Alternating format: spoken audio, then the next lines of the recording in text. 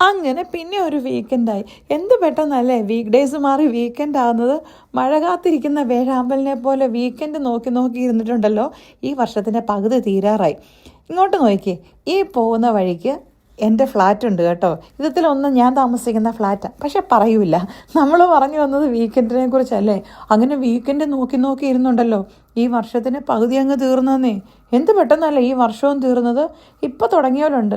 ശരിക്കും പറഞ്ഞാൽ ഞാൻ ഇപ്പോഴും ചില പേപ്പേഴ്സിലൊക്കെ 2024 എന്ന് എഴുതി വെക്കാറുണ്ട്. ഇതുവരെ 2024 ആയ കാര്യം ഞാൻ പലപ്പോഴും മറന്നു പോകുന്നേ.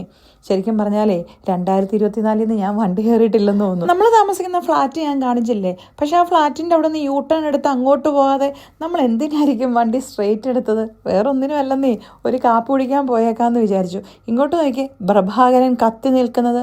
പ്രഭാകരനല്ല, പ്രഭാകരൻ. നമ്മുടെ സൂര്യൻ ചേട്ടൻ്റെ മറ്റൊരു പേരാണ് പ്രഭാകരൻ. നല്ല പേരല്ലേ? സൂര്യനേക്കാളും നല്ല പ്രഭാകരൻ തന്നെയായിരുന്നു.